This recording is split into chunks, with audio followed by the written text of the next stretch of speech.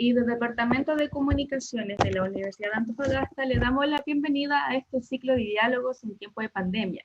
En esta modalidad, nuestro académico contará con 30 minutos de presentación para luego dar paso a las preguntas de nuestros participantes. La charla de hoy se denomina Pandemia Desnuda, Idea de Sustentabilidad Chilena, dictada por el doctor Carlos Guerra, académico titulado de profesor de Estado en Biología y Ciencia de la Universidad de Chile, doctor en Biología de la Universidad de North Texas, Estados Unidos, con 47 años de docencia académica en la Universidad de Antofagasta, director del Centro Regional de Estudio y Educación CREA y del Centro de Rescate y Rehabilitación de Fauna Silvestre de la UA. En docencia ha realizado asignaturas de ecofisiología, fisiología de ambientes externos, medio ambiente, biodiversidad y otras. Tiene proyectos de investigación sobre ecología de vertebrados de respiración aérea con énfasis en especies amenazadas y estudios ambientales en las costas de la región de Antofagasta. Así que le damos la bienvenida al doctor Carlos Guerra, que nos va hoy a presentar su presentación titulada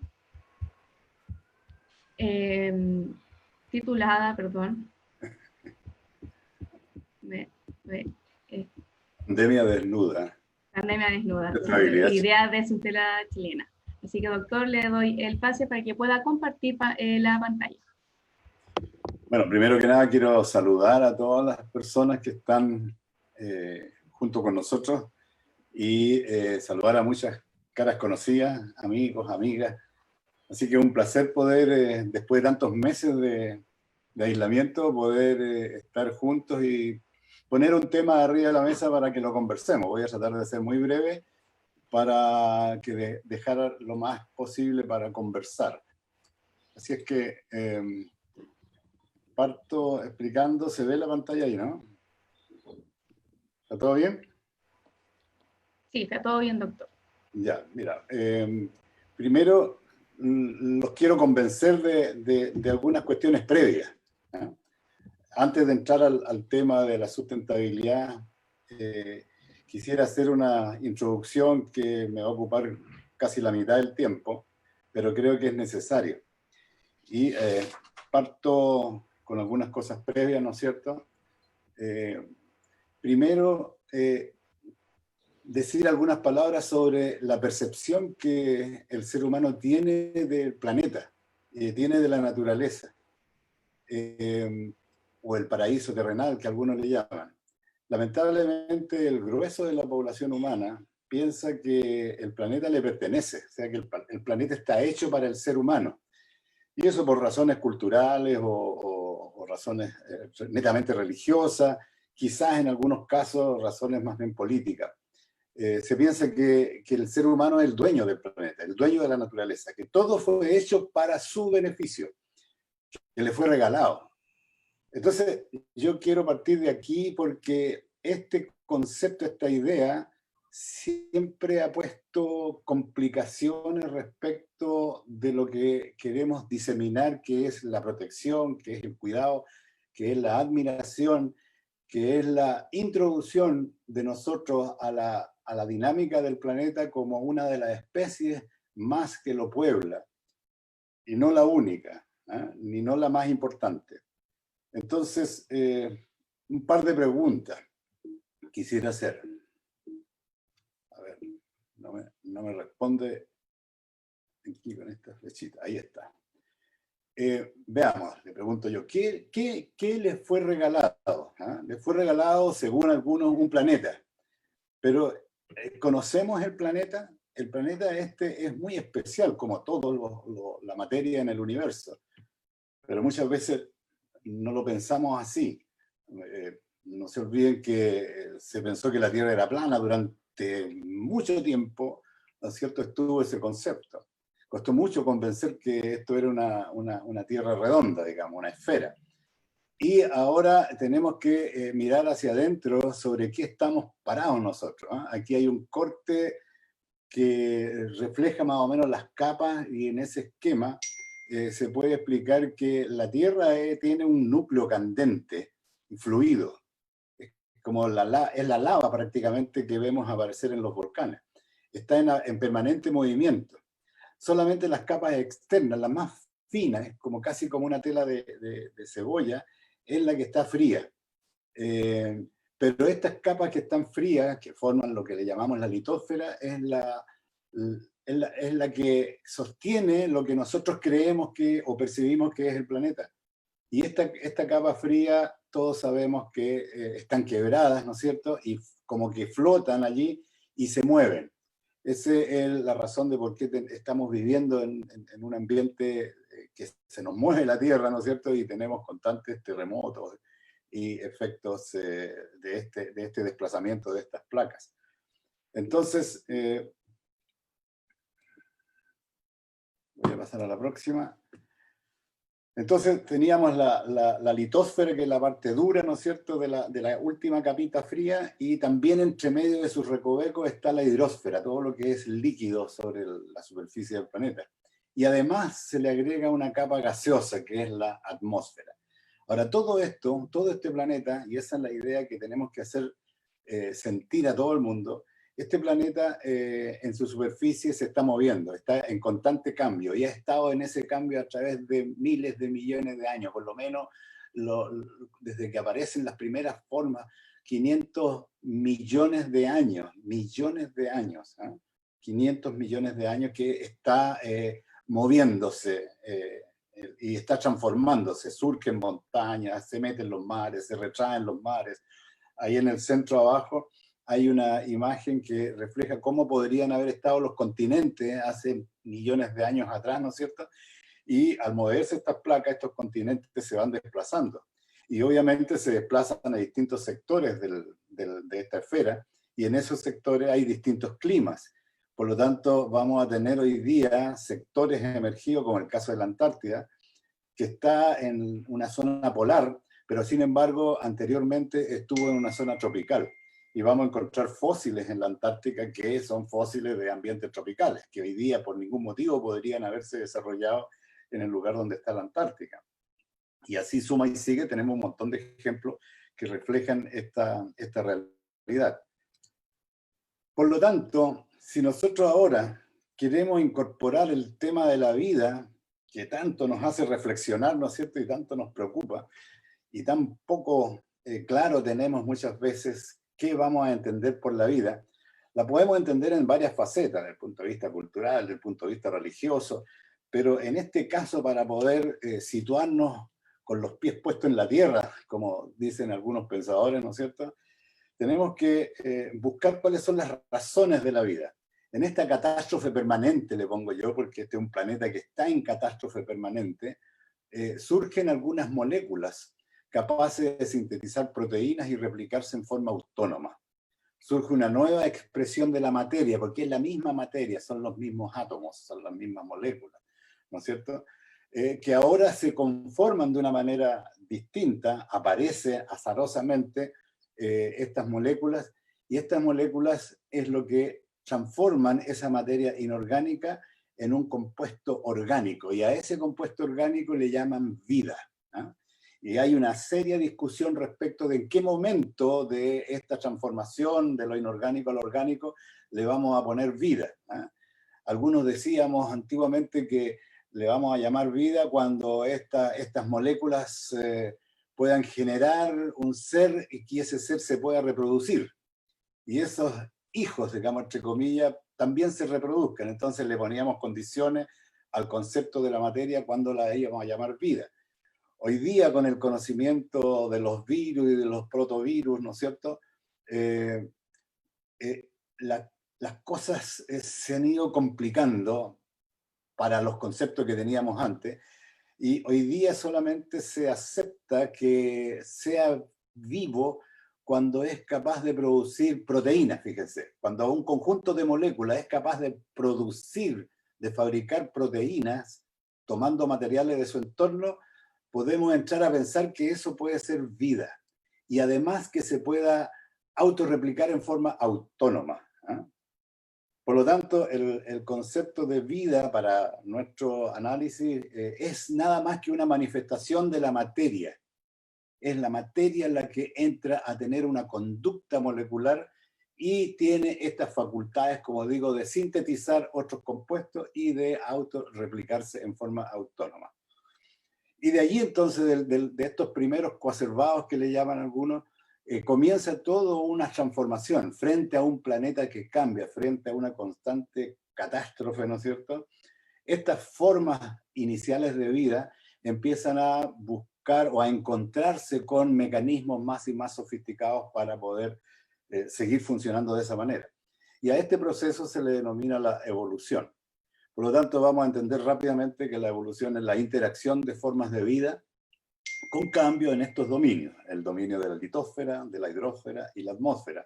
Y como ahora tenemos este nuevo manifestación de la materia, se le denomina la biosfera, excepto aquello que está vivo en la superficie del planeta. Entonces ahora tenemos 4 dominios interactuando: la litosfera, que se mueve, que se quiebra, que se hunde, que surge; la hidrosfera, que es lo líquido, que también cambia de estado, cae, vuelve, llueve, graniza, se desplaza, etc. Y la atmósfera, que son los gases, ¿no es cierto?, que cubren este planeta, una capita también delgada, pero que sin embargo juegan un rol súper importante en la interacción. De la interacción de todo esto, incluyendo ahora lo vivo, ¿no es cierto?, aparece el concepto de biomas, ¿eh? Aparece que el planeta tiene sectores que tienen características más o menos similares. Por ejemplo, los desiertos, ya que es parte de nosotros, los desiertos están ubicados en una franja del planeta. Por lo tanto, de acuerdo a la ubicación en la latitud, ¿no es cierto?, del planeta, y también en la longitud, si es oeste o al este, vamos a encontrar que se han conformado sistemas, ¿no es cierto?, de interacción entre litosfera, hidrosfera, atmósfera y biosfera. Y a esto se le llama biomas. Y estos biomas están constituidos ahora en lo más fino por ecosistemas, ¿eh? Y ahí entramos al concepto de ecosistema.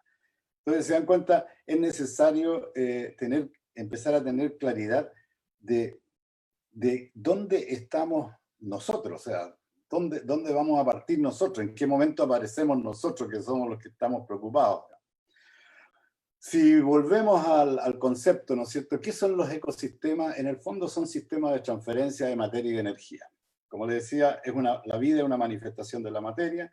Por lo tanto, esta forma de estructurar la materia lo que hace es transferirse. Se transfiere materia de un organismo a otro y esa materia obviamente va cargada de energía. Desde aquellos que son capaces de fabricar materia orgánica, ¿ah?, en este planeta, algunos con energía lumínica, ¿no es cierto?, energía radiante, son capaces de tomar esa energía y armar compuestos orgánicos, hasta aquellos que utilizan los últimos restos de energía química que tienen las moléculas orgánicas. Cuando ya los seres mueren, ¿no es cierto?, quedan moléculas orgánicas y esas moléculas todavía tienen energía. Entonces ahí hay un conjunto de seres vivos que son capaces de aprovechar esa pequeña cantidad de energía que todavía queda en los enlaces de esas moléculas, transformándolas finalmente en materia inorgánica. ¿Se dan cuenta? Entonces, ese es el sistema viviente. Ahora, estos organismos, quiero dejar planteado esto, los organismos que forman parte de este sistema viviente, en este sistema de catástrofe permanente, como uno lo puede percibir, están permanentemente sometidos a la incertidumbre de seguir siendo parte del sistema o sencillamente ser eliminados por el sistema. No es fácil vivir en un planeta que cambia.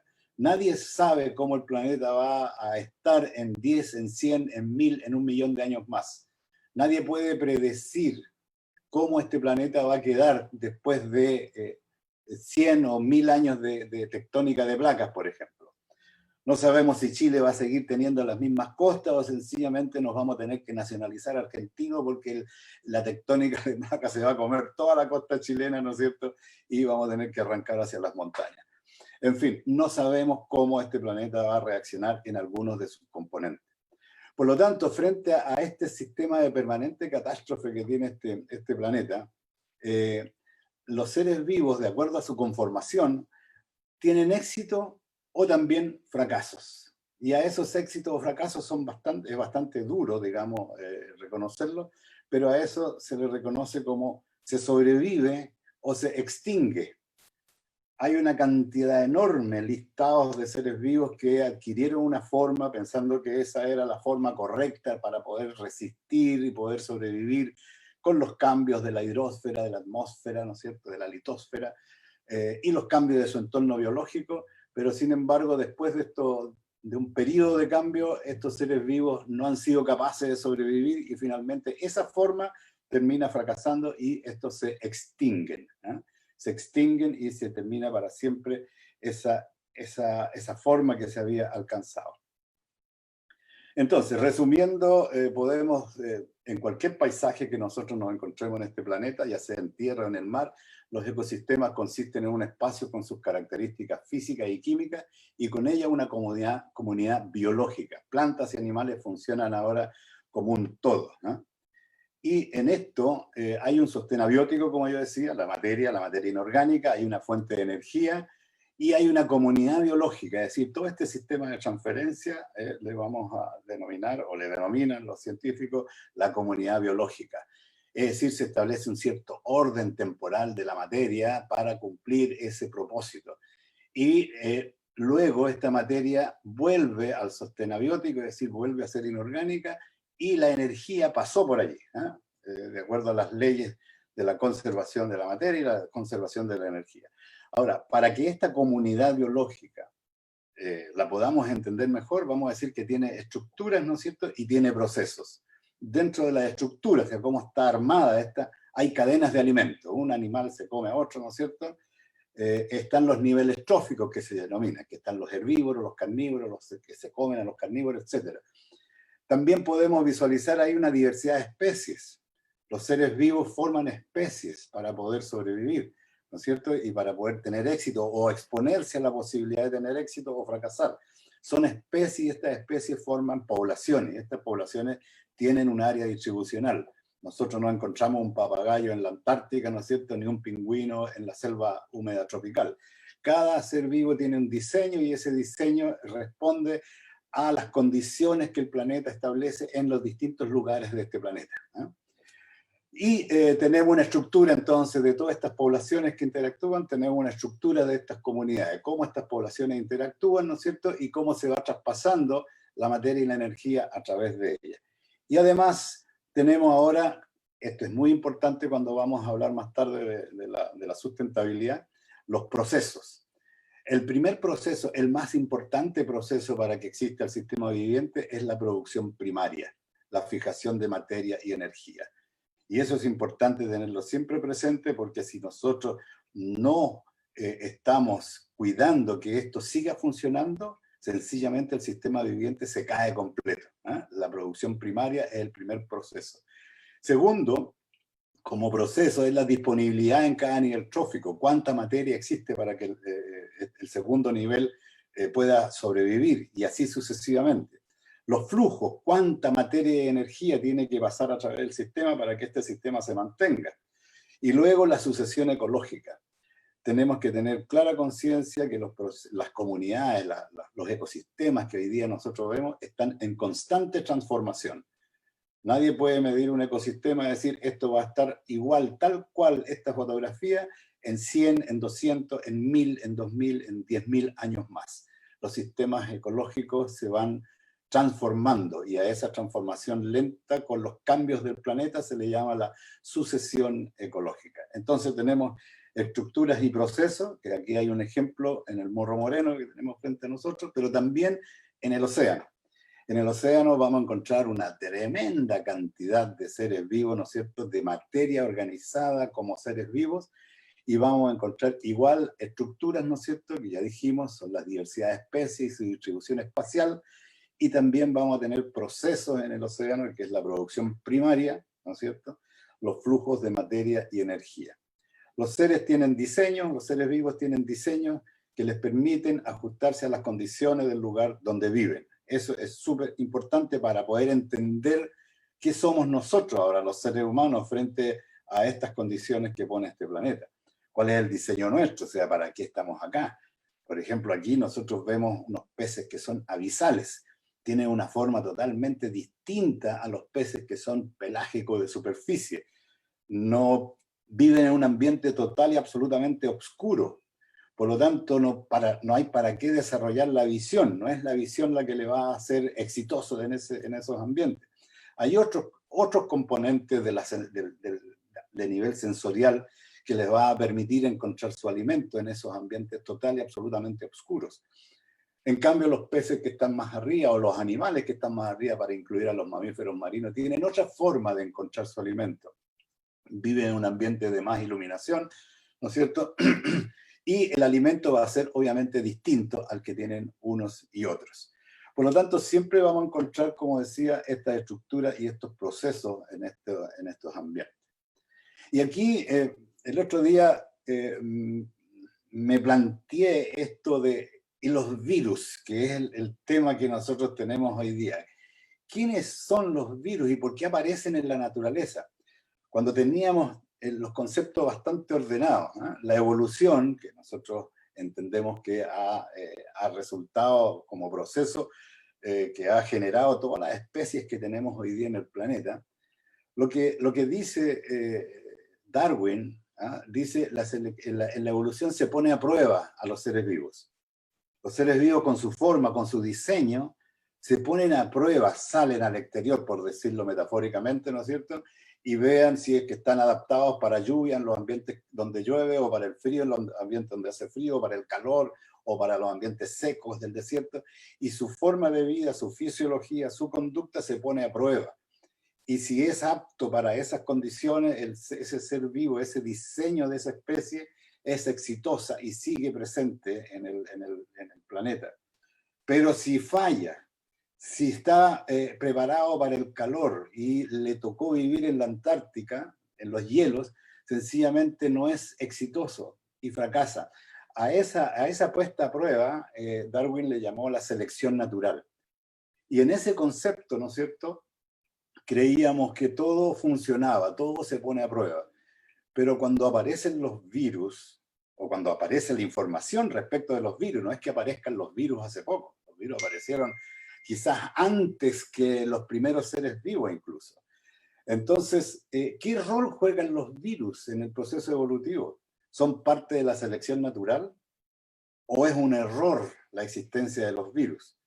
Así es que, sin ser especialista en esta temática, pero sí poder entender y leer buenos informes, buenos papers en ciencia, estuve revisando y la verdad es que los virus no juegan ningún rol en la selección natural. Los virus no son parte de lo que el planeta nos pone encima y nos dice, los pasa y sigue viviendo, y si no los pasa, usted se extingue. Que es una de las preocupaciones. O sea, vemos ahora este virus cómo nos ataca y pensamos que el hombre se puede extinguir con un virus, ¿eh? Entonces los virus estarán jugando un rol o habrán jugado roles en la selección natural en los millones de años de evolución. Y resulta que, para sorpresa, los especialistas en virus, hay una publicación que ahí se la voy a citar, que es del año pasado, es muy reciente, es muy buena, explica bastante bien los últimos hallazgos en cuanto a virus, los hallazgos científicos.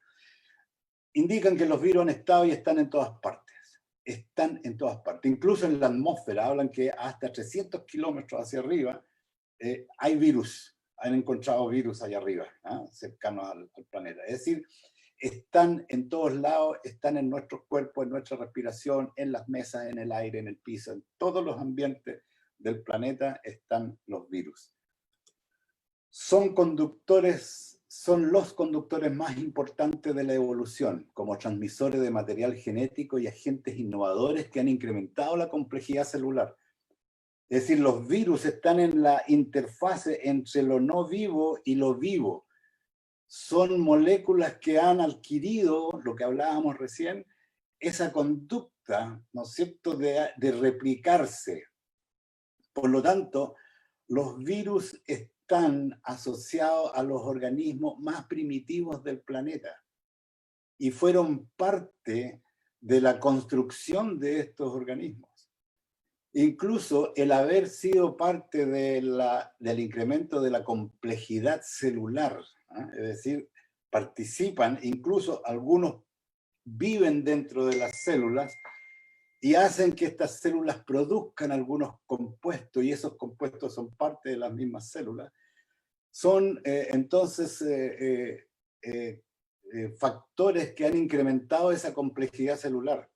Y al aumentar la complejidad celular, han hecho posible entonces que exista más variabilidad para exponer los distintos diseños celulares a las condiciones que pone el planeta y tener la posibilidad de que existan más especies o más formas biológicas capaces de sobrevivir a los cambios del planeta.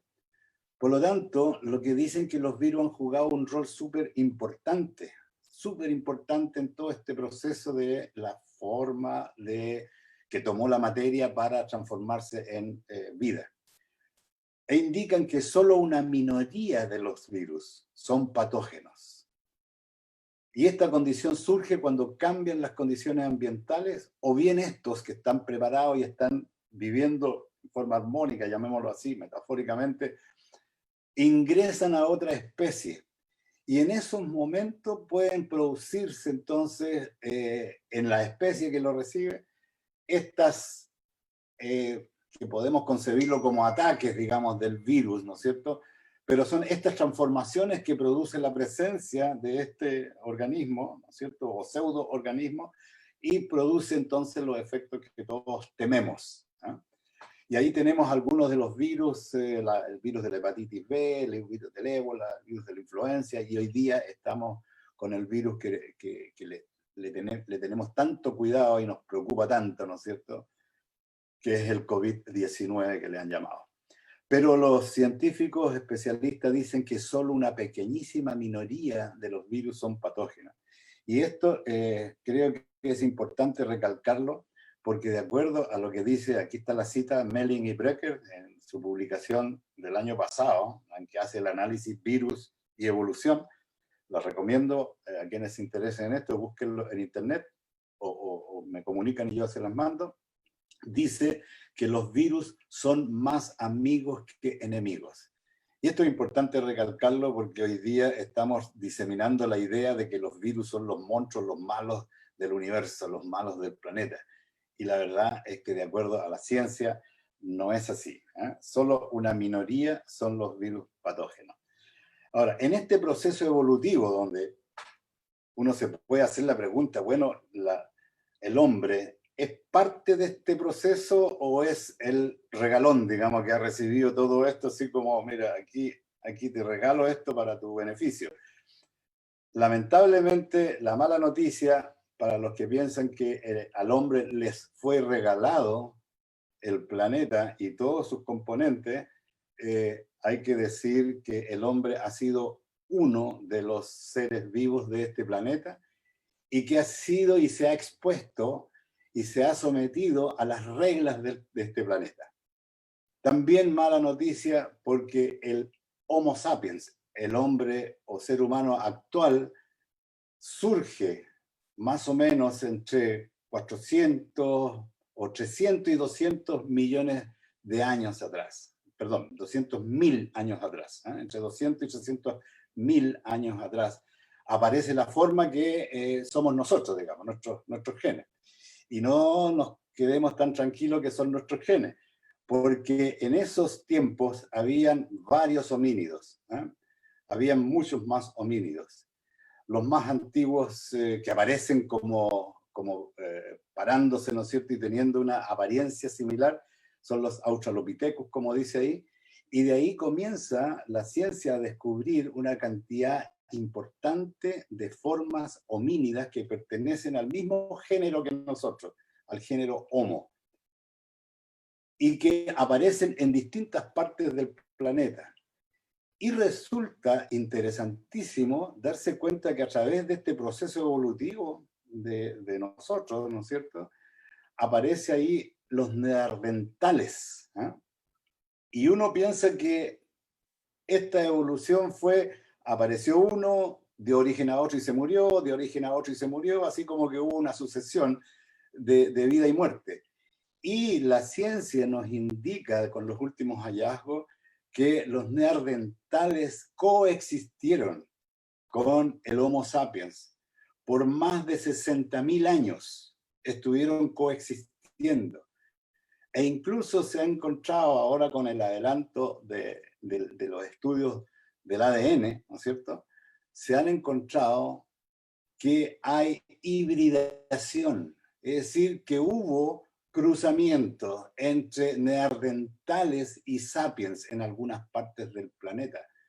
Y probablemente nosotros mismos llevemos genes de neandertales con los genes de Homo sapiens. O sea, podríamos ser parte de los hijos híbridos de esta especie. Entonces, miren qué interesante es esto y cómo nos empieza a cambiar nuestra idea de ser humano y en este planeta. O sea, se han extinto los anteriores y el último en extinguirse al lado de nosotros fue los neandertales.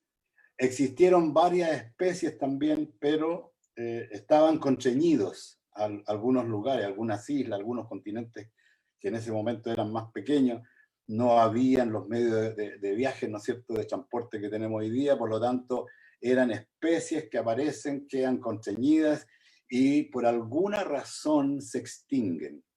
¿Por qué se extinguen? Se extinguen, alguien puede decir, los virus los extinguieron.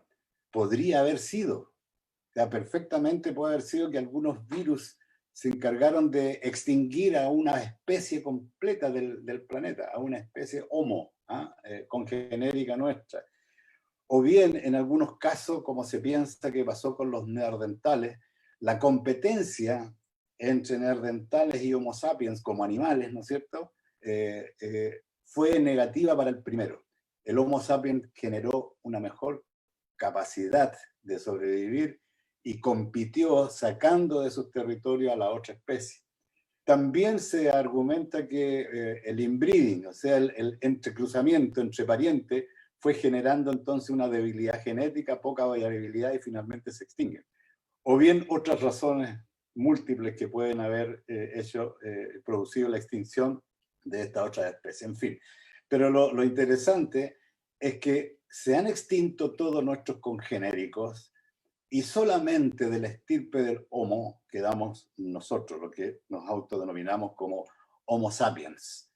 Pero es importante tener claro que si proyectamos la vida de este planeta que va a seguir existiendo por millones de años más, tenemos que tener claro que como las otras especies de Homo, también la extinción nos puede tocar a nosotros. Por lo tanto, hay que cambiar esa mentalidad de haber recibido este planeta regalado a ser parte de este planeta y ser una especie más sometida a las reglas que impone la misma naturaleza. Por lo tanto, concluyendo esta primera parte, la idea de dueño del planeta no concuerda con las reglas de la naturaleza. Si nosotros nos ponemos a actuar, digamos, pensando que somos los dueños del planeta, sencillamente estamos pasando por arriba de las reglas. La especie Homo sapiens parece intentar ahora entender que las mismas reglas pueden amenazar su propia sobrevivencia. El planeta cambia porque cambia. No es porque nosotros queramos que cambie o queramos que no cambie. La tectónica de placas funciona, haga el hombre lo que quiera hacer, ¿no? Los cambios en la corteza solar, en la corona solar, van a producirse porque así funciona la materia. Y en los impactos de esos cambios en la superficie del planeta van a ocurrir independientemente que hagamos lo que hagamos nosotros, ¿eh? Así que hay que tener conciencia que la naturaleza es mucho más poderosa que todo el poder que tiene la humanidad. La humanidad no tiene el poder que tiene la naturaleza. Esa es una falacia que se estableció antiguamente y algunos todavía la creen. Hay que dejar de lado eso porque la naturaleza va a seguir funcionando. Que la forma que la naturaleza va a tener van a ser permisivas con la existencia del ser humano, eso no lo sabemos, ¿eh? No sabemos si los cambios van a seguir dándonos la oportunidad de seguir viviendo. Por lo tanto, aquí hay todo un desafío, y aquí aparecen entonces los desafíos que nos convocan en este momento, una vez aclarado esto. ¿Qué hacer para sobrevivir siendo una especie nosotros tan diversa y tan compleja? Es tiempo de aceptar y de profundizar el cambio de paradigma. No podemos seguir ocultándonos y pensando de que sigamos igual porque alguien va a arreglar las cosas. Cuando queremos arreglar esto, esa es la reflexión que yo hago desde los años que tengo trabajando en estas temáticas, ocurre que cada cual, cada persona o cada grupo o cada sector o cada cultura ajusta el problema. El problema que acabamos de mencionar, ¿no es cierto? El ser humano es uno más y este planeta cambia. Cada uno lo ajusta a su antojo, ¿ah? Y además la forma de abordarlo según sus propios intereses, generándose entonces un confuso panorama de ideas, políticas, métodos y modelos. Cada cual inventa una forma, cada cual dice, mira, esto es así, actuemos así y lo vamos a resolver. Es como que quisieran negociar con el planeta. Por eso puse esa mano así como diciendo, oye, te pago tanto y tú me das esto. ¿Sí? La naturaleza no negocia con nadie. Y eso que tenemos que tener presente. La naturaleza no hace negocios con el ser humano. La naturaleza funciona bajo sus propias reglas. No es el ser humano el que le va a imponer las reglas propias a la naturaleza. Ni tampoco tenemos que vivir, como la foto de abajo, ¿no es cierto?, en una incertidumbre así como catastrófica, como que el día de mañana vamos a estar todos secos porque el planeta se está secando o se está calentando o se está enfriando. Tenemos que vivir con el planeta y tenemos que vivir más que con el planeta, tenemos que vivir dentro del planeta. Ese es el desafío. Y para eso apareció en las discusiones hace unos cuantos años atrás, unas cuantas décadas, la sustentabilidad. ¿Eh? ¿Cómo hacemos que la vida del ser humano se mantenga en el planeta? ¿Eh? Y eso es la sustentabilidad. La primera definición que encontré de esto dice que fue introducido por Lester Brown, quien definió a una sociedad sustentable como la que es capaz de satisfacer sus necesidades sin disminuir las posibilidades de las generaciones futuras. Es decir, hay una mirada totalmente antropocéntrica. ¿Eh? Es decir, vamos a hacer las cosas bien para que nuestros descendientes estén bien. No nos vamos a comer todo lo que se pueda comer porque le vamos a dejar comida a los que siguen. En el fondo, eso es lo que plantea. Y luego esto ya adquiere una mayor connotación, ¿no es cierto? Y dentro de las reuniones que se llevaron a cabo, hubo una comisión Brundtland en el año 1987 y definen allí, dice que el desarrollo sustentable, dice, un desarrollo que satisface las necesidades de la generación presente sin comprometer la capacidad de las generaciones futuras para satisfacer sus necesidades, con atención a la equidad social dentro y a través de las generaciones. Quizás la última frase pone algo de cariño, digamos, un poco de sentido común, ¿eh? La equidad social dentro. Y a través de las generaciones no tiene tan sentido común, porque aquí, si bien es cierto, esto se extendió y está en muchos libros y hay mucha gente que ha repetido esto como que eso es la sustentabilidad, nosotros, y en lo particular, vamos por otro camino. Esto ha sido criticado a nivel mundial también, porque se le ha hecho una sola pregunta, y esa pregunta es, ¿alguien puede decir hoy día cuáles van a ser las necesidades de las futuras generaciones? Hoy día vivimos del cobre, pero alguien hace 100 años o 500 años atrás pensó que el cobre iba a ser para nosotros la gran necesidad de explotarlo y tener estas tremendas divisas en el país. Nadie fue capaz de eso. Nosotros tampoco somos capaces de decir qué va a necesitar o qué van a necesitar las generaciones futuras. Entonces nos estamos atribuyendo un poder que no tenemos. Estamos diciendo, mira, las generaciones futuras van a necesitar esto, esto, esto y esto, por lo tanto, dejémosle esos trozos de la torta, ¿no es cierto?, para que ellos también sean felices. Ahí aparece un tremendo error, ¿no es cierto?, de esta definición. Y lamentablemente esta definición ha impulsado a mucha gente a tomar decisiones y armar políticas, ¿no es cierto?, respecto de cómo abordar el tema de la sustentabilidad. Hay una definición ahí de Townsend en el 2008 que dice que es así, en pocas palabras, actividad que puede ser continuada en el futuro. Eso es mucho más simplista para que ustedes se den cuenta, ¿no es cierto?, de cómo hay personas que piensan que con la simplicidad podemos resolver esto que es tan complejo, ¿eh? Que es el desarrollo sustentable. Y ahí aparece una serie de modelos que dicen que es la interacción entre lo social, lo ambiental y lo económico. O sea, siempre ponen lo económico. ¿Por qué? Porque la Comisión Brundtland aparece como buscando justificación para que el sistema económico que tenemos imperante en esta parte del planeta siga existiendo y ojalá se siga enriqueciendo. Entonces, son concordantes con esa idea. Aquí de nuevo aparece lo económico o la economía, el medio ambiente y la sociedad. Y se pone la economía, cuando se interactúa con el medio ambiente, si es viable, dice. Cuando el medio ambiente con la sociedad, si es soportable. Y la economía con la sociedad, si es equitativo. Nosotros sabemos que la economía no es equitativa. No tenemos, yo diría, prácticamente ningún país en el mundo que pueda decir, mira, tenemos una economía total y absolutamente equitativa. Por lo tanto, esto ya comienza a sentirse como una falacia. Y si hay una falacia entre medio de alguna de esas interacciones, obviamente que la falacia sigue en las demás interacciones. Aquí tenemos de nuevo la misma idea, se fijan, siempre la economía es como el factor más importante, ¿no es cierto? La sociedad y el medio ambiente son como los que regulan a la economía. Y este otro modelo llega a más todavía, ¿no? Porque habla de la dimensión social y dice son los clientes. O sea, imagínense, en el modelo de sustentabilidad se concibe a la dimensión social como los clientes. Y aparece aquí los colaboradores y sus familias. Y me da una terrible preocupación porque cada vez veo más y más ejecutivos decir, mire, nuestros colaboradores están bien. Y la pregunta es, ¿quiénes son los colaboradores?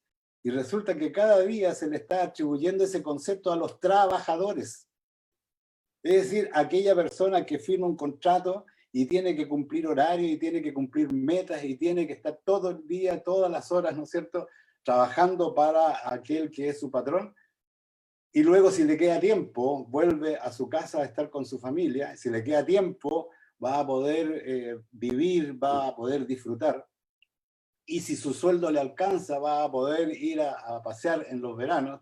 Y una vez que se jubile, si la jubilación le alcanza, va a tener ganas de seguir viviendo. Ese es el trabajador. Pero cuando lo empiezan a transformar en colaborador, significa que ni siquiera está enlazado con las responsabilidades de la empresa, porque tengo colaboradores. Entonces, fíjense cómo se va tergiversando esta idea de sustentabilidad y va generando un sistema total y absolutamente irresponsable e injusto.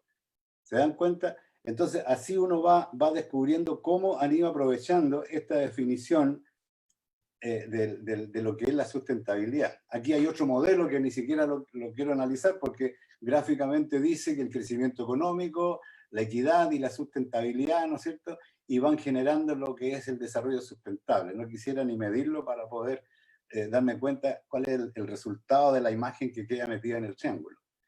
Aquí hay otros que son un poquitito más avanzados, ¿no es cierto?, como modelo, y le dan indicadores a cada uno de esos aspectos, la economía, el ambiente, la cultura, la política, ¿no es cierto?, y le incrementan esas barras ahí dentro de ese círculo. Y hay otros más sofisticados que ya, ¿no es cierto?, parece una pelota de fútbol. Entonces, hay demasiados modelos que van ajustándose a lo que cada grupo quiere. Cada uno justifica para mantener el poder, para mantener el poder político, el poder económico, ¿no es cierto?, la hegemonía cultural o la hegemonía religiosa. Entonces, eso es lo que nos ha hecho bastante mal. Por lo tanto, quiero también conversar para ya llegar a la parte final. ¿Qué es para nosotros? Nosotros en la Universidad de Antofagasta estuvimos varios años discutiendo sobre estos temas para poder decir, mira, a ver, como universidad, nosotros somos una universidad estatal, somos una universidad laica, una universidad pluralista. Por lo tanto, deberíamos tener un concepto propio. Y después de discusiones, ¿no es cierto?, ordenadas, definimos el desarrollo sustentable como el proceso de mejoramiento permanente y equitativo de la calidad de vida del ser humano, mediante el uso racional de los recursos naturales a través de la interacción armónica de los capitales natural, social, humano, financiero, y de los bienes construidos sobre la base de los pilares de la conservación de la naturaleza. ¿Qué pusimos en el centro nosotros? Pusimos el ser humano. El ser humano es lo más importante. No es ni la fábrica, ni el dinero que entra y sale al vender los bienes y servicios, los productos que yo genero en esa fábrica. No es la economía. La economía es una herramienta para que sea el ser humano aquel que goce, ¿no es cierto?, de calidad de vida. Y eso es lo que nosotros echábamos de menos en los otros modelos. Entonces, con este modelo, que es el ser humano, ¿ah? Y que el esfuerzo de todos, porque si bien es cierto, alguien tiene el capital, pero alguien tiene que poner el trabajo. Y esas dos fuerzas, el capital y el trabajo, tienen que tener cierta equivalencia, tienen que tener un peso más o menos similar. Por lo tanto, los beneficios, ¿no es cierto?, con las diferencias que es natural que existan, los beneficios tienen que ser más o menos también dentro de un rango aceptable. Entonces, con esa idea, definimos también, cuando hablamos de equitativo, ¿qué es equitativo? ¿Qué es lo equitativo? Dijimos que es la cualidad que debería lograrse y estar presente en todos los ámbitos en los cuales el ser humano interviene, que no beneficie solo una parte o a una de las partes, sino que se produzca de manera equilibrada para todos. Y además, ¿qué es calidad de vida? También hay una cantidad enorme de información y de discusiones respecto de lo que es, qué es la calidad de vida. Según la Organización Mundial de la Salud, la calidad de vida es la percepción que un individuo tiene de su lugar en la existencia, en el contexto de la cultura y del sistema de valores en los que vive y en relación con sus objetivos, sus expectativas, sus normas, sus inquietudes. Es decir, el nivel de satisfacción que tiene un ser humano va a estar dado por estos aspectos de la calidad de vida que entendemos nosotros. Se trata de un concepto muy amplio que está influido de un modo complejo por la salud física del sujeto, su estado psicológico, su nivel de independencia, sus relaciones sociales, así como su relación con los elementos esenciales de su entorno. Nos interesa el ser humano, somos humanistas, estamos en un proceso de revisión de cómo hacemos para que sobrevivamos como seres humanos. Y para sobrevivir como seres humanos tenemos que poner primero al ser humano adelante. El ser humano es lo que nos hace a nosotros poder decir, mira, ¿cómo podemos vincularnos con el resto del planeta para que nosotros como seres humanos sigamos sobreviviendo y no tengamos que extinguirnos por los errores que nosotros mismos podemos cometer? Entonces buscamos en los modelos y se ajustaron de mejor manera a un modelo propuesto por el Forum for the Future, que es un conjunto de académicos e instituciones europeas, hace un montón de años ya, ¿no es cierto?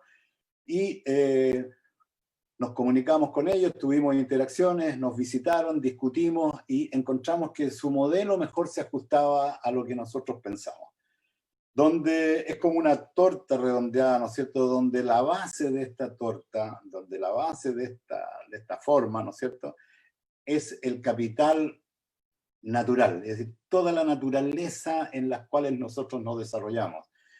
Luego sobre ella descansan en forma igual, pareja, dos aspectos, dos capitales que le podemos llamar, que es el capital social, el capital humano.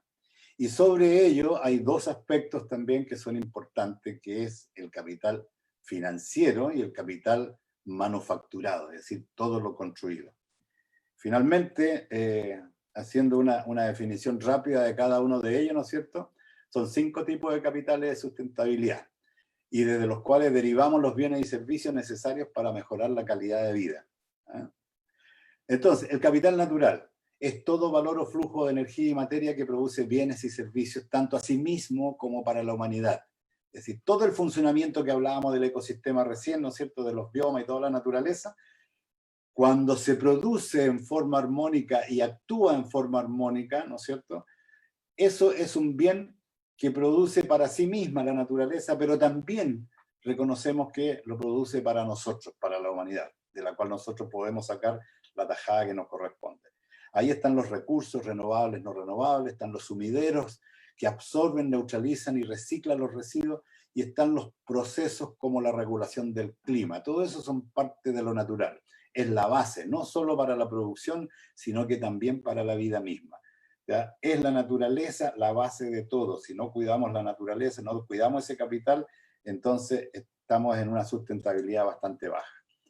El capital humano consiste en la salud de las personas, el conocimiento, las habilidades y motivaciones.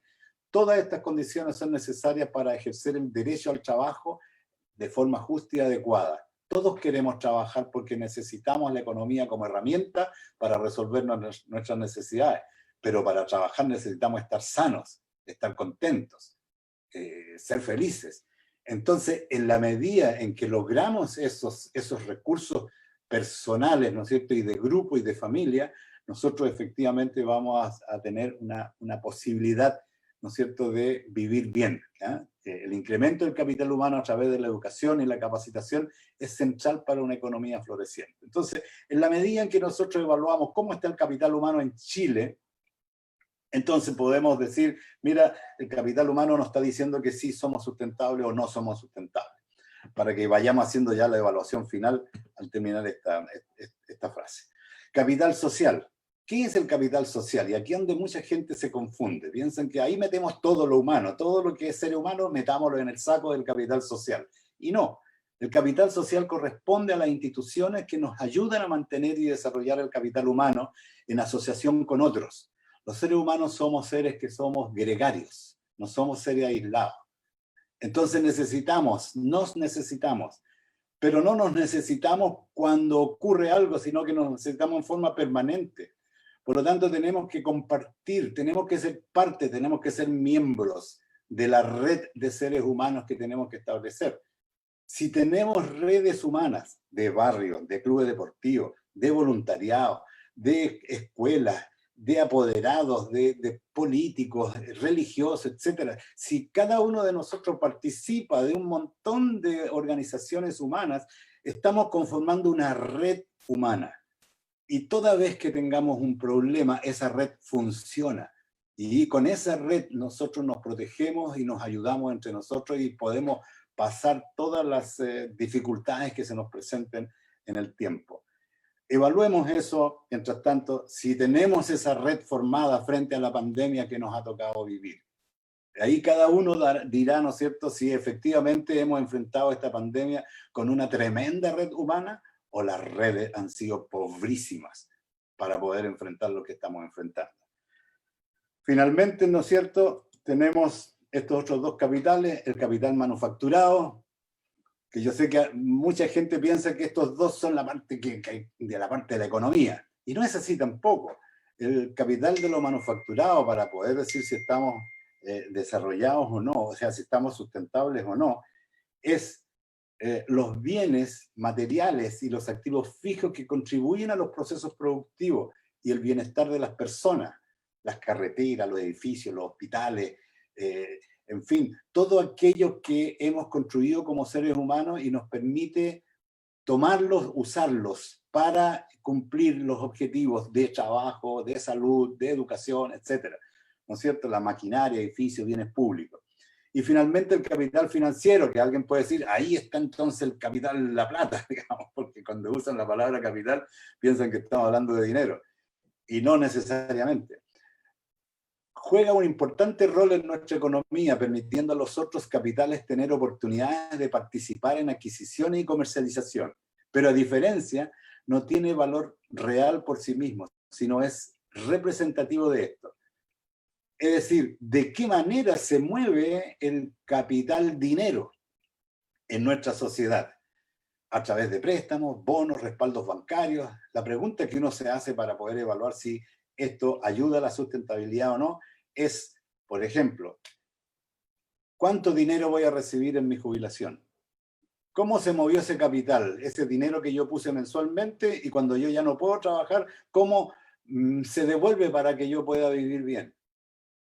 Ese es el capital financiero. ¿Está correcto o no está correcto? ¿Qué pasa cuando yo tengo un emprendimiento y necesito un capital porque no lo tengo?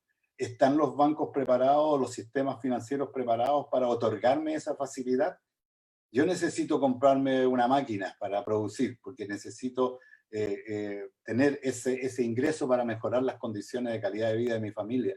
¿Está el sistema financiero preparado para darme esa oportunidad y otorgarme un crédito adecuado para que yo pueda entonces ejercer financieramente lo que deseo hacer? Esa es la pregunta que hay que hacerse. Cuando nosotros tenemos eso funcionando y cuando tenemos esas facilidades, podemos decir, mira, el capital financiero es bastante alto, por lo tanto tenemos una expectativa de sustentabilidad en nuestro país. En fin, entonces, terminando, enfrentamos una crisis de sustentabilidad debido a que estamos consumiendo y deteriorando nuestros recursos capitales naturales, humanos, sociales, más rápido de lo que demoramos en crearlo y mejorarlo. A menos que controlemos la tasa de ese desgaste, no será posible mantener estos recursos vitales en el largo plazo. Algunos indican que estamos en una era crítica, le llaman el antropoceno, es decir, la era en que el hombre o se autodestruye o sencillamente logra encontrar los mecanismos para seguir sobreviviendo en este planeta que es una catástrofe permanente. Una crisis pandémica de un virus que pudo ser controlado e inhibido de ingresar a territorios sanos, que es lo que más a mí en lo personal me molesta cuando hago y escucho los análisis que se hacen del virus que nos está afectando hoy. Demuestra, si no fuimos capaces de eso, demuestra que no hay capacidad de decidir por el bien humano ni social. Sencillamente se priorizó. Se dijo, es más importante de nuevo la economía que lo social, que lo humano. Es más importante eso, por lo tanto, descuidaron el proteger a las personas del ingreso de un virus, porque había que dejar entrar. Por lo tanto, tenemos la pandemia que tenemos hoy día. La exigua o nula resiliencia a la pandemia demuestra el nivel de precariedad que tiene la sustentabilidad en Chile y otros países. Última diapositiva. El bien o capital natural, tenemos agotamiento, contaminación, pérdida y deterioro de ecosistemas, sobreexplotación. El bien o capital humano, la calidad de la salud, cada uno que lo piense, los derechos humanos, es parte del capital humano, la amenaza delictual, la angustia, el estrés, todo eso es parte del capital humano. Entonces, podríamos ponerle un valor y decir, ¿tenemos suficiente capital humano para sentirnos sustentables como país? En cuanto al bien o capital social, la ausencia de organizaciones sociales. Fíjense que hoy día recién la gente empezó a organizarse, iba a poner una diapositiva acá, de las ollas comunes de Antofagasta. Recién ahora, después de 6.000, 8.000 muertos, recién ahora, después que la gente está desesperada en las calles y no hay respuesta del Estado de Chile, la gente ha tenido que ir armando la red social para poder comer. Entonces, cuando uno dice, oye, hay una desconexión entre las personas, entre sí, y por lo tanto, en lo social hemos sido muy precarios.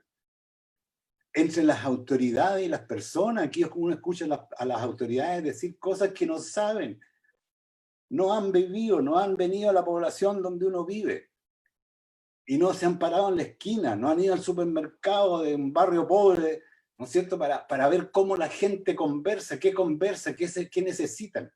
Y sencillamente desde arriba de las cúpulas, entonces, creen entender e interpretar lo que ocurre aquí abajo, donde nosotros estamos. Hay una carencia de redes de atención social. ¿Y para qué hablar de los sistemas de salud que últimamente, improvisadamente, se han ido mejorando? Entonces, en cuanto a bien o capital social, la sustentabilidad de Chile está realmente por los suelos. En el bien o capital manufacturado, la carencia de infraestructura, de salud, las vías de comunicación y transporte, la infraestructura educacional, cada uno que tome su posición. Y el bien o capital financiero, la carencia de mecanismos financieros para las personas, el bajo nivel de respuesta económica ante la crisis, las pensiones, etc. Entonces, en resumidas cuentas, para dejar entrar a las preguntas, ¿no es cierto?, de la conversación o los aportes que puedan hacer, en resumidas cuentas, si nosotros tomamos este modelo y evaluamos la sustentabilidad chilena y ponemos la pandemia como un efecto, digamos, de la naturaleza hacia nosotros, nos damos cuenta que efectivamente estamos muy mal en cuanto a sustentabilidad basado en el modelo que hemos adoptado nosotros para analizar el concepto de sustentabilidad. Bueno, eso lo que quería plantearles, ¿no es cierto?, como un aporte a los temas interesantes que se tratan en estos días. Muchas gracias, doctor, por su presentación. Vamos a dar paso a las preguntas, ya tenemos un par. Vamos a comenzar con la primera que hace María Castro. ¿Cómo avanza el país hacia la sustentabilidad y la transición energética?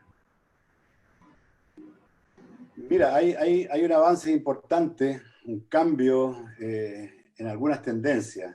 Estamos cambiando el uso de la energía quemando recursos como el carbón, el petróleo, ¿no es cierto?, a energía basada en recursos que se autorrenuevan, como por ejemplo la energía eólica, ¿no? Tenemos granjas eólicas creciendo por todos lados. La energía solar. Tenemos las plantas fotovoltaicas también apareciendo en muchos lugares de la zona norte, especialmente, donde somos ricos en energía solar. Hay una planta que está en la fase final de construcción, que es una energía solar de concentración, que también es un recurso importante que está allí. O sea, el sol está, no hay que pagar impuesto por tomar sol. Tampoco hay que pagar impuestos ni pagar nada por el viento que hace mover los molinos.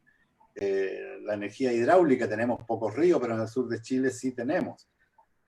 Entonces, estamos avanzando hacia formas mejoradas de generación eléctrica y cada día tenemos que ir desechando aquellas formas que implican la quema de combustibles fósiles, porque el impacto que tiene hacia la naturaleza es bastante grande. Así que yo creo que estamos avanzando bien hacia ese concepto. Perfecto. Nicolás Soto nos pregunta, ¿cómo definiría la relación entre humano y naturaleza? Con esta pandemia, algunas especies han retomado su lugar. ¿Qué cree usted sobre esta dinámica? Sí, me interesó mucho ese tema. Ya que estamos encerrados, ¿no es cierto? Uno puede focalizar ahora a leer y a indagar, conversar, llamar. Me interesó mucho el tema, porque si pareciera que nosotros le estamos quitando espacio a la biodiversidad y habiendo menos ruidos en las ciudades, ¿no es cierto?, menos gente moviéndose, en el fondo, si uno se pone en los ojos, en los pies, en el cuerpo de los seres vivos, de los animales especialmente, uno se da cuenta que se ha ido generando un disturbio en nuestro ambiente y que me ha hecho a mí como animal ir arrancando y cobijándome en las quebradas, en los cerros, en los bosques. Entonces, se ha percibido, creo yo, que el disturbio como que disminuye, menos bocinazo, menos ruido, menos seres humanos deambulando por todos lados. Por lo tanto, me atrevo lentamente a sacar la patita, ¿no es cierto?, de donde yo estaba y empezar a caminar hacia esos lugares que me fueron sustraídos, digamos, a lo mejor antes que estuviera el ser humano con ese cemento de calle y edificios. A lo mejor eran ambientes naturales donde solían caminar los animales. Entonces, hay una especie de acercamiento de los animales. Eso es interesante, es un fenómeno nuevo, un fenómeno muy interesante que tenemos que ponerle mucha atención, porque en el fondo lo que queremos es compartir con el resto de la naturaleza y no ser excluyente, no estar diciendo, mira, no quiero ningún bicho acá, como algunos los piensan, ¿no? Cuando hablamos de los animales que se nos paran en los árboles, en las plazas, qué sé yo, muchos dicen, mira, yo quiero este árbol, pero que no tenga ningún pájaro. Porque no me gustan los pájaros, no sé, estéticamente no se ven y defecan, qué sé yo, así que prefiero que se vayan. Entonces, queremos crear un ambiente totalmente artificial. Esas personas podrían comprar árboles de plástico, porque hoy día hay selvas de plástico. Uno va a la Sofri y encuentra que está lleno de maceteros, pero de plástico. Yo no pondría jamás en mi casa un macetero con plantas plásticas. No sé si alguno de ustedes tiene, me perdona. Pero yo no lo haría porque me sentiría falso, totalmente falso y sintético. Y mi vida no quiero que sea ni falsa ni sintética. Así que yo creo que hay una vuelta. Pero aquí también quiero aprovechar, cuando hablamos ahora del impacto de este, algunos dicen, de esta pausa que ha generado a nivel mundial la pandemia. Yo diría, ojo, porque aquí no se ha producido una pausa. Aquí se ha producido un confinamiento de algunas personas algunas personas quizás como nosotros, porque el confinamiento a los trabajadores no se le ha hecho. Las industrias han seguido funcionando, y no tan solo aquí en Chile, sino que en muchas partes del mundo. Y fíjense que se ha hecho un cálculo de si cuánto de la contaminación global habría sido reducida por esta supuesta pausa, y el efecto no va más allá del 5%. Si es que hubiese habido una pausa real, la contaminación a nivel global debería haberse reducido. Pero si estamos hablando de una reducción apenas de un 5%, significa que no ha habido pausa. Por lo tanto, hay que tener cuidado al pensar que esta pandemia ha detenido la actividad humana. No, ha detenido la actividad de nosotros. Pero cuando se trata de producción, se ha aumentado incluso. Y nosotros lo vemos cuando pedíamos que Antofagasta, por el incremento que teníamos de casos y de muertes hace unos meses atrás, pedíamos que por favor aquí se estableciera una cuarentena. La autoridad salió con la idea de la cuarentena urbana. Un ajuste, la cuarentena urbana, o sea, dentro del radio de la ciudad tenemos cuarentena, pero si usted está fuera del radio puede ir a trabajar, a moverse a la industria, puede ir a las minas, puede ir a las faenas, libre, absolutamente libre. Entonces, ¿qué es lo que teníamos? Permisos de los buses para sacar a los trabajadores, permisos a los trabajadores para que vayan, etc. Y hoy día nosotros en Antofagasta estamos en cuarentena, pero salgan ustedes a la calle y parece que no hubiera cuarentena, porque siempre ajustamos las cosas. Por lo tanto, la supuesta pausa producida por la cuarentena en la actividad humana no es tanto así. Yo diría que es para algunos de nosotros que nos tienen confinados. Y a raíz de eso, nos pregunta Constanza Díaz, ¿cómo luchamos contra los desechos que dejará la pandemia? Sí, aquí hay un tema muy interesante también, que hace tiempo que conversábamos con algunas organizaciones, algunas personas, muy interesante el tema del plástico. El tema del plástico es un temazo, digamos, que es un material inventado por el hombre, fabricado por el hombre para resolver un montón de problemas del hombre. Y en mi caso personal, muchas veces yo defendí la existencia del plástico y la sigo defendiendo. El problema es que no lo sabemos manejar. O sea, somos irresponsables para manejar el plástico.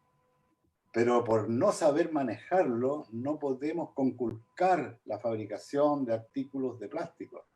Porque los artículos de plástico nos han salvado la vida en muchos casos.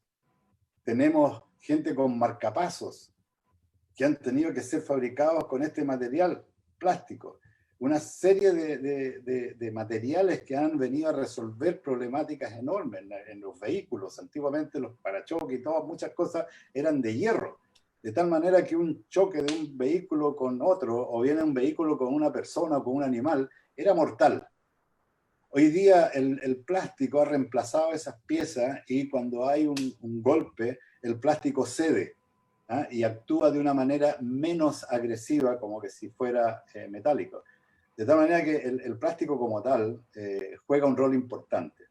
Donde no estoy de acuerdo es con la forma irresponsable en que se hace uso de este material. La forma irresponsable cómo se maneja este material.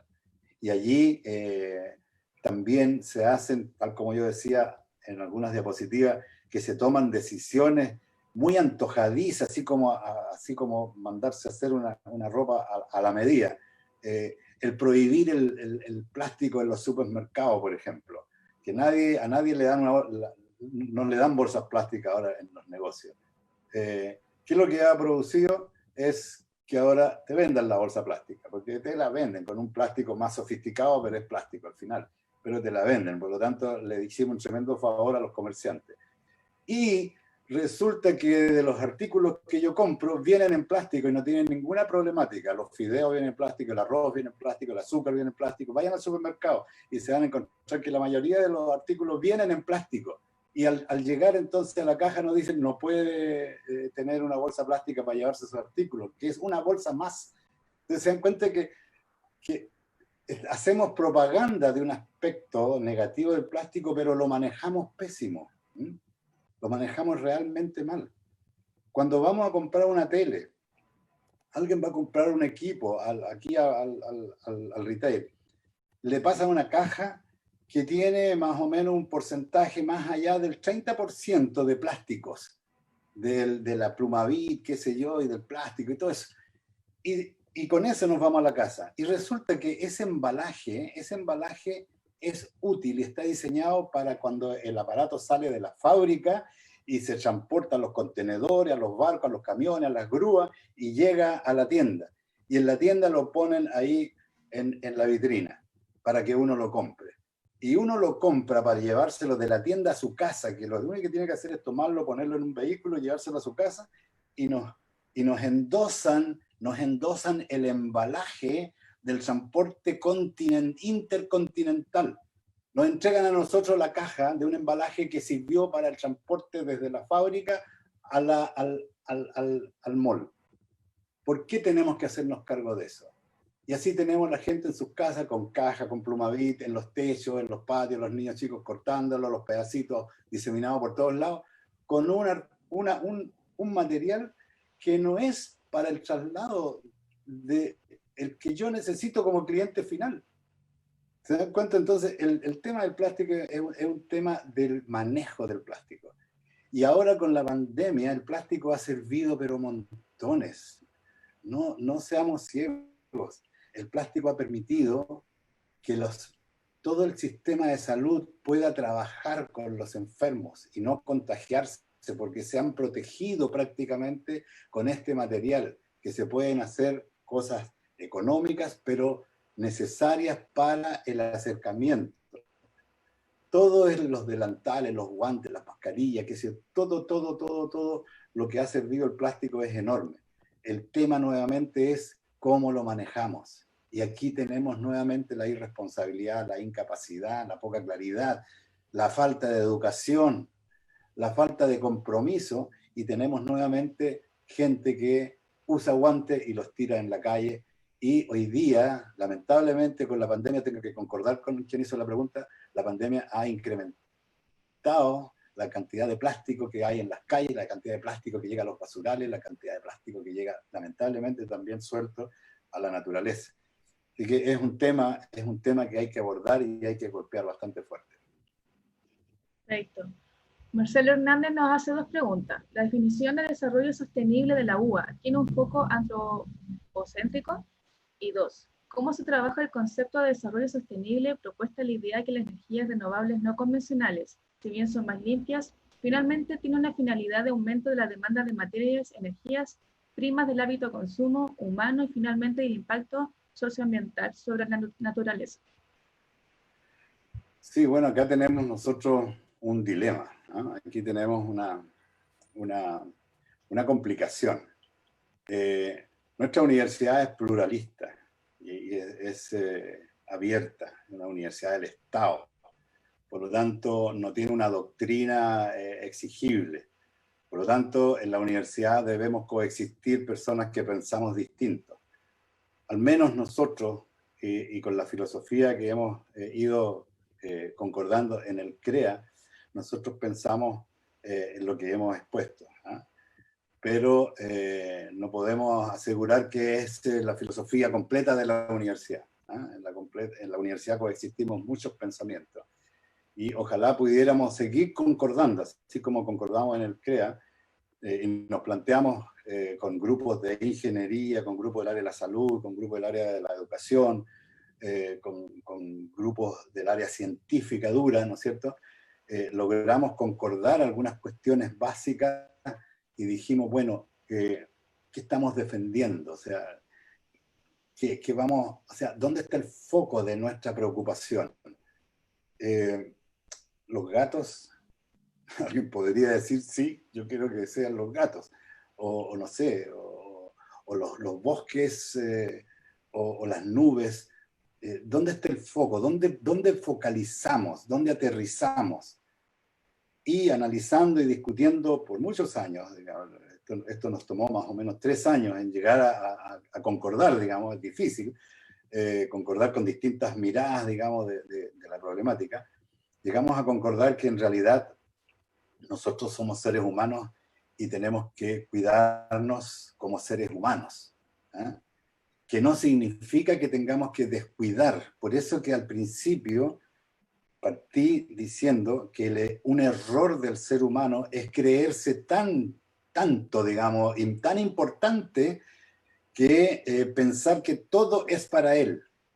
Nosotros pensamos que no es así. Pensamos que el ser humano tiene que ser nuestra preocupación, pero tenemos que ser capaces de tomarnos a nosotros mismos como seres humanos y volvernos a poner en la naturaleza, volver a ser parte de la naturaleza.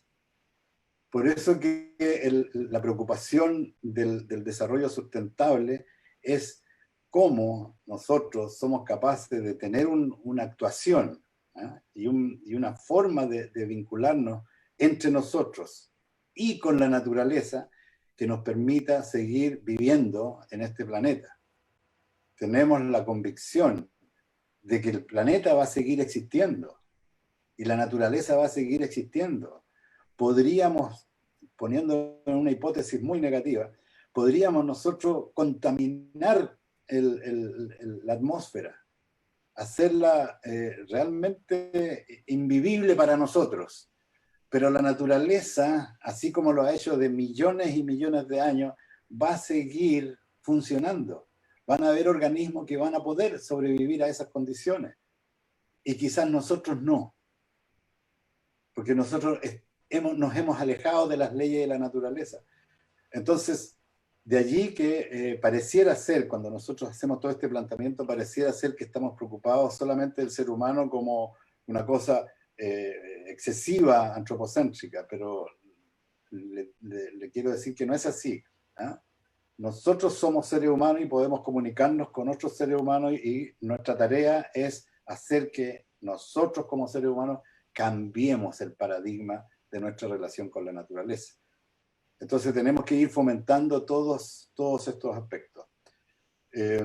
Eso responde a la primera parte de su pregunta. Y la segunda era respecto de los recursos naturales, no, de las energías, ¿no? ¿Me la puede repetir, por favor? Sí, por supuesto. ¿Cómo se trabaja el concepto de desarrollo sostenible?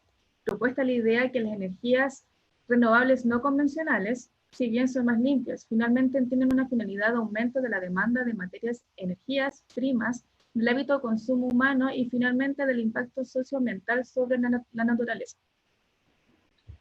Sí, bueno, acá también tenemos formas distintas de pensar y hay gente que no piensa como yo pienso y obviamente cada uno tiene que poner sus argumentos y ver la manera de concordarlo con los demás. Pero no todos pensamos igual en cómo tiene que estar estructurada la sociedad. Cuando nosotros hablamos de energías limpias, no significa que ahora que tenemos energías limpias, entre comillas, gastemos más energía. Yo creo que la energía limpia tiene que ir de la mano con un ahorro de energía por parte nuestra. Creo que el hombre puede vivir de más sin un gran consumo de energía. Puede reducir su consumo energético y seguir viviendo bien. Estamos a veces excesivamente gastando de más. De más. Hay gente que, por ejemplo, yo me subo en un vehículo y me voy a la universidad. A mí me apena mucho tener que yo transportarme en no sé cuánto pesará mi vehículo, supongamos 1 tonelada, que para yo irme a la universidad tengo que llevar 1 tonelada de fierro hasta la universidad y para volver 1 tonelada de fierro desplazándose conmigo. Eso tiene un costo. Es un desperdicio. Entonces, me dicen, solución, la locomoción colectiva. La locomoción colectiva es pésima. Yo tendría que disponer de menos tiempo todavía para ejercer mis labores porque me voy a gastar gran parte de mi tiempo en el transporte.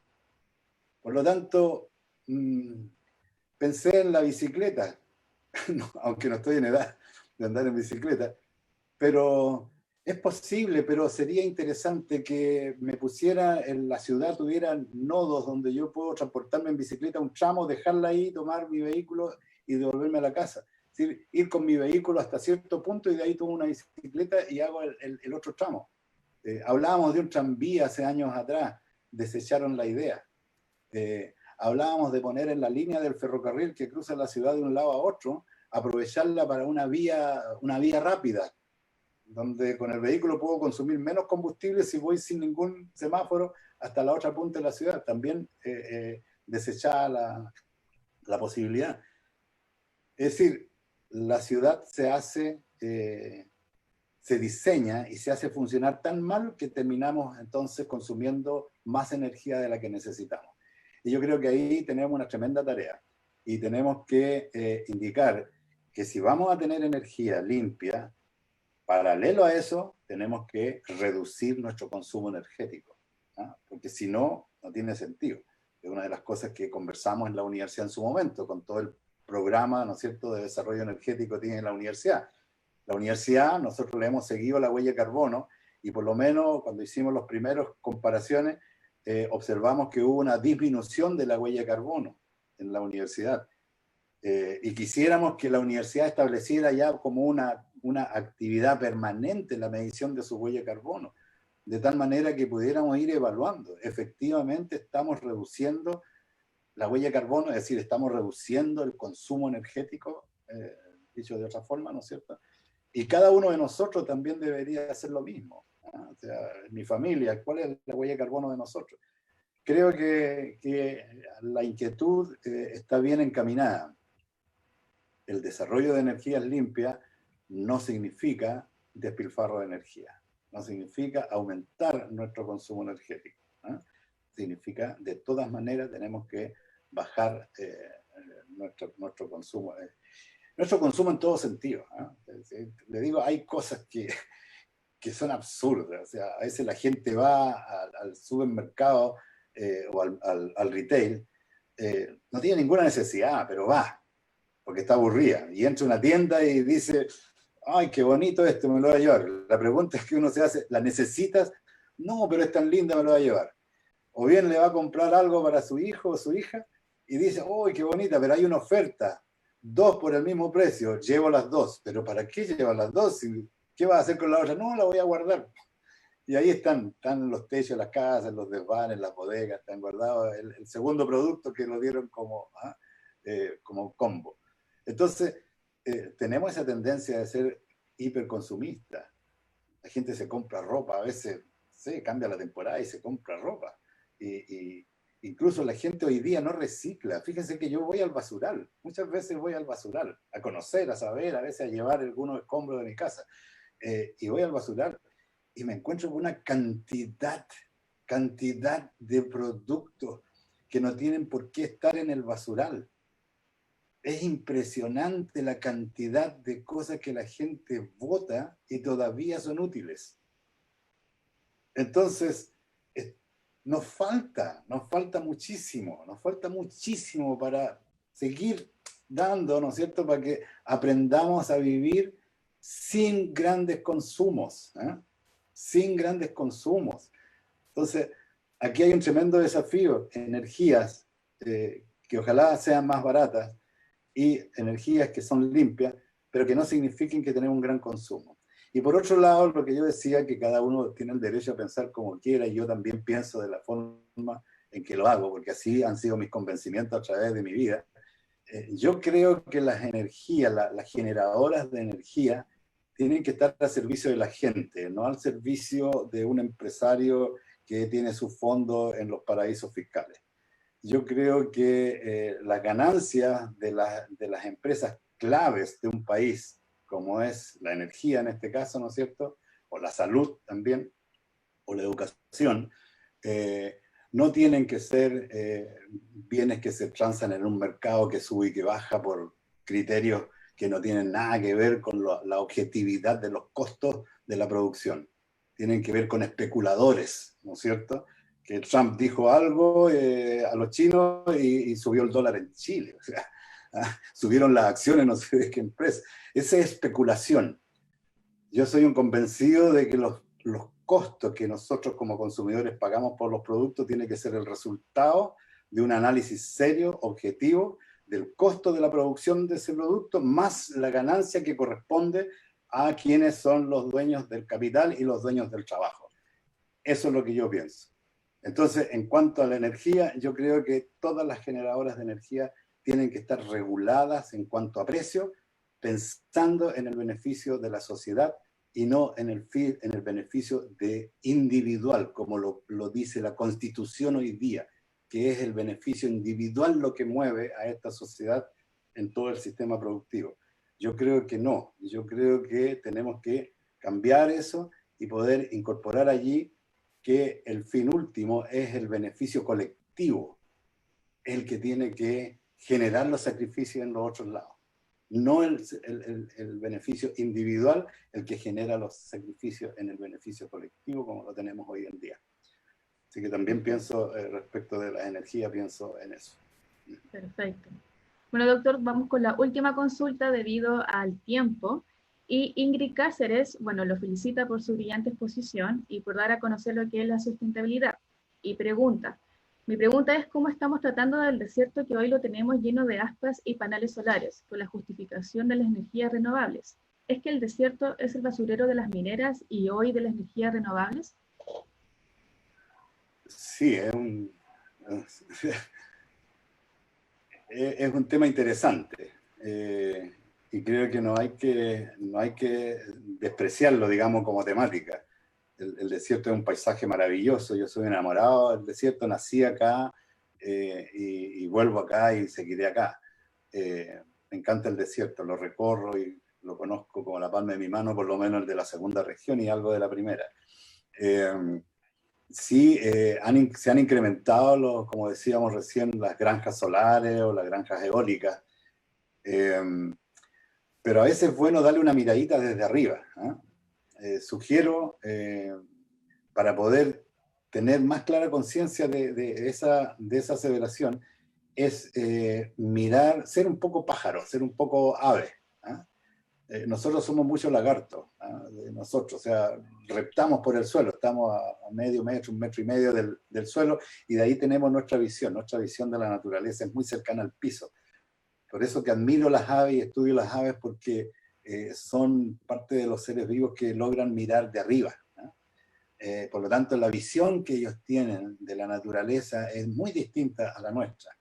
Entonces, soy un maravillado de las herramientas que tenemos a la mano, como el Google Earth, por ejemplo, en que nos permite viajar por el espacio, viajar por el aire. Y a veces yo voy a ir a una parte y antes de ir físicamente viajo en el Google. Me voy para allá, veo el cerro, aquí, en fin. Entonces voy concibiendo un paisaje completo. Entonces, cuando tengo que abordar este tema, es decir, mira, estamos llenando el desierto de chatarra, porque yo me preocupo más de la chatarra, también tenemos plantas de chatarra o canchas de chatarra por todos lados. Lo miro desde arriba y veo si desde arriba efectivamente en cuanto a superficie se me está afectando mi paisaje de aves. Entonces creo que hay que hacerlo. En cuanto al uso del desierto, también tengo mi forma de pensar que puede no ser concordante con algunos. Yo creo que la naturaleza la tenemos que usar, pero en el beneficio colectivo. Yo insisto en eso. Si el beneficio de sacrificar entre comillas, ¿no es cierto?, o destinar parte de la naturaleza que yo quisiera verla prístina, pero me dicen, mira, si aquí vamos a usar parte de esto porque vamos a generar un beneficio. Si ese beneficio es colectivo, si eso nos beneficia a todos, no en el mercado, digamos, no en que yo voy a pagar más por eso, sino que voy a pagar menos o no voy a pagar nada, ¿no es cierto? Y a cambio de esa mejoría de calidad de vida, como hablábamos recién, tengo que dejar de sacar la fotografía que yo sacaba el mes pasado, porque ahí van a instalar unos fierros, estoy de acuerdo. Estoy de acuerdo. Tomando todas las medidas, digamos, de que eso, ¿no es cierto?, se ajuste al funcionamiento del ecosistema y todos los valores y principios que hablábamos al comienzo. Pero lo que me produce a mí un malestar y un ruido enorme y un rechazo es cuando sacrificamos nuestro entorno, lo que nos pertenece a todos nosotros, y lo sacrificamos en beneficio de otros. Y esos otros a nosotros nos miran como clientes. Y le hemos entregado parte de nuestro paisaje, de nuestro territorio, para que además de usar el territorio, nos usen a nosotros, para sacarnos los pocos ingresos que tenemos para su beneficio. Y en eso yo me rebelo, no estoy de acuerdo. Yo creo que nuestro país tiene que retomar, yo creo que nuestro país tiene la capacidad, ¿ah? Confío en nuestros ingenieros, en nuestros creativos, ¿no es cierto?, que tienen la capacidad de hacerse cargo de aquellos recursos que son imprescindibles para el desarrollo de nuestra sociedad. Y velar porque esos recursos estén al servicio de la sociedad, ¿no es cierto?, en forma justa y equitativa. ¿Ya? Entonces, si eso ocurre, yo diría, bueno, no es tanto la superficie que estamos utilizando, pero me produce terrible molestia cuando yo veo que el beneficio se lo llevan otros. Lo que pasó en el sur de Chile con el agua, por ejemplo, no con el agua para regadío, sino que las cuencas donde bajaba el agua y se podía instalar allí centrales hidroeléctricas, que también la bajada de agua es un recurso renovable. Pero para tener una central hidroeléctrica tengo que inundar un valle y transformarlo en un gran reservorio de agua para ir pasando el agua en forma sistemática e ir generando energía en esa bajada. Pero tengo que sacrificar una cuenca. Entonces la pregunta es, si sacrificamos esa cuenca que es de todos, la pregunta es, ¿el beneficio de la generación de esa central hidroeléctrica es también de todos? Entonces cuando a mí me dicen el beneficio no es de todos, es de un señor o de un consorcio que la va a vender allá a Argentina, la va a vender a este y la va a vender y a usted también se la va a vender y le va a cobrar por eso. Entonces yo digo, a ver, no me cuadra. Si estoy sacrificando mi valle, mi territorio, mi paisaje, en beneficio de ese señor, no. Aunque sea energía eléctrica generada en forma limpia porque es hidroeléctrica, ¿ah? No es con quemada de combustibles fósiles. Allí donde está el problema. ¿Ah? Entonces, creo que nosotros podemos hacer uso de nuestro ambiente siempre y cuando ese uso sea para el beneficio colectivo.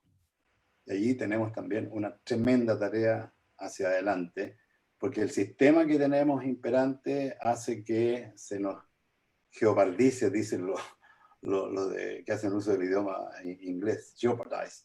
Es decir, nos pegan el mordisco como depredadores. Todas aquellas cosas que parecen adelantos, pero al fin de cuentas lo pagamos nosotros, ¿eh? Y nos sale más caro a nosotros, ¿eh? Siendo que nosotros estamos brindando nuestro patrimonio. En fin. Yes. Bueno, doctor, les damos las gracias por habernos acompañado el día de hoy y haber participado con la charla, que sin duda fue un gran aporte para toda nuestra comunidad. Así que enormemente agradecidos por su gran trabajo. Muchas gracias, un saludo a todos y gracias por estar. Ojalá sigamos interactuando por correo, en la universidad cuando esto termine, porque hay mucha tarea por hacer. Así es. También a los demás les damos las gracias por habernos acompañado durante estos miércoles en el ciclo de diálogo de pandemia, organizado por el Departamento de Comunicaciones de la Universidad de Antofagasta. Esperamos volver a encontrarnos, así que tengan todos muy buenas tardes.